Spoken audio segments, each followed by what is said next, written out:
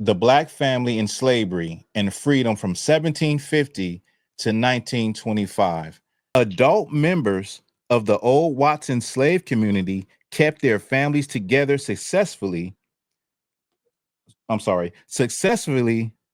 repudiated several harsh contracts and acted in other ways that showed how they interpreted their emancipation. So it's talking about how the slaves on this particular plantation, once they were free, how they interpreted their emancipation, being free.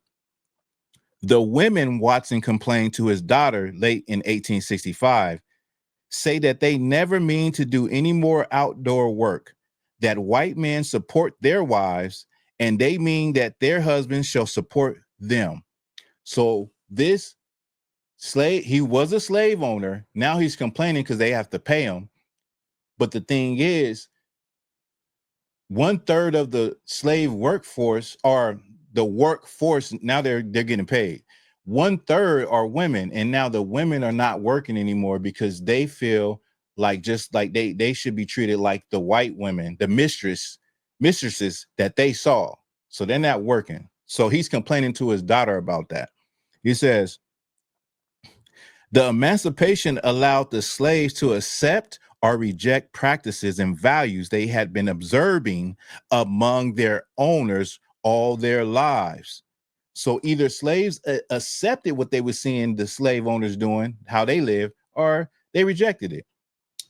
It says, in this case, the Watson ex-slaves adopted one practice and stuck to it.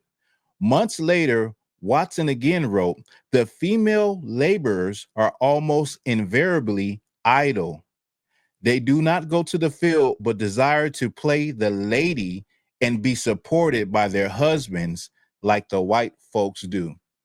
So the idea, I'm gonna get to it, but I'm sure y'all following along.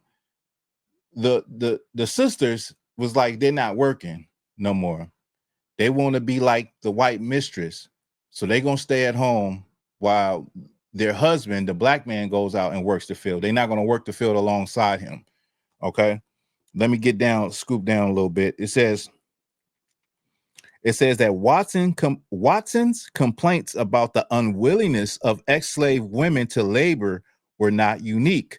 A Louisiana planter instructed that rent be charged the non-working wives of ex-slaves.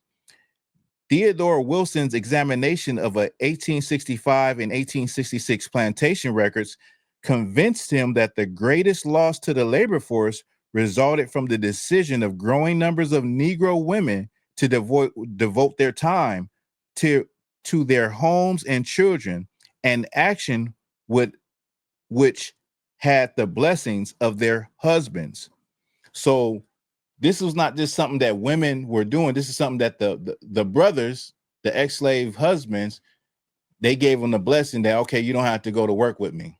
A Freedmen's Bureau officer in Greenville, South Carolina, noticed that the necessity kept many women at work, but though the families needing bureau aid had gone astern simply because the men alone were laboring to support their families. 1/3 of the hands were women who now do not work at all. Planters,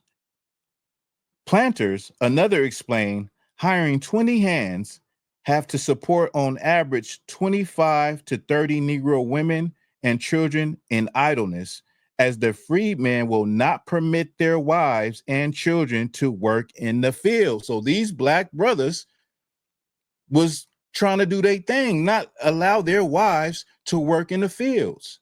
You know what I'm saying? Not like taking the idea that they've been seeing their whole lives, that the mistress stays at home, the white woman, she stays at home, and the man, he goes to work.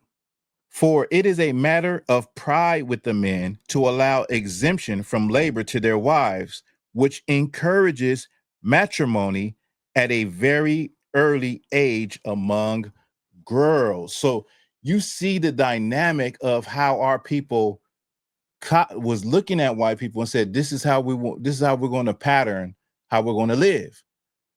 The white man brings home the bacon, the woman stays home And that's what we're going to do. But the planners seen that it was a struggle, on the brothers, it was kind of hard to do. Not only this, the planners, first of all, they're planners, they're ex-slave owners, right? So they're looking at what's being produced. Then they're looking at how hard it is for these people to get by because they're copying white people. They're trying to live the life that they have seen while they were slaves. And that the brothers, because of their pride, because of the pride they have, the pride, like I said, not only the pride in showing a white man that he can be a man, but the pride of saying, I can take care of my family by me alone. He's like, no, you can stay at home. You can stay at home, right? And also it said,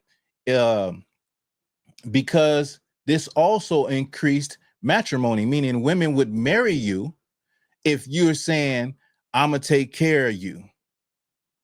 I'm a work in the fields and you can stay home.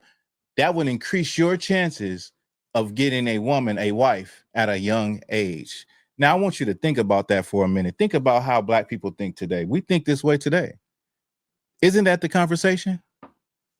I'm not going 50-50 with a man. He got to pay all the bills. Isn't that the conversation? Let me just say, we are a people that's been cut off virtually from everything we've ever known. But when, let's just say you go back to West Africa, the men and the women work. They're working the fields.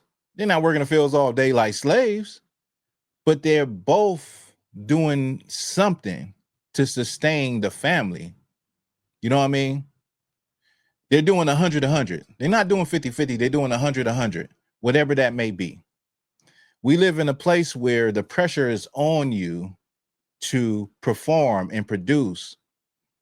And a lot of our people get caught up in the materialism and forget that sometimes you are blessed. You got the basic things of life, right? How I was talking about the foreigners that come here and set up shop, and all they care about is, the basics. You got food, clothing, and shelter. Your kids is taken care of. Your kids don't got shoes with holes in them. You got some things to be really thankful for. But we live in a place where it's so much pressure to what's the word? What's the thing where they talk about live like the Jones? Somebody put it in the comments. Keep up with the Jones.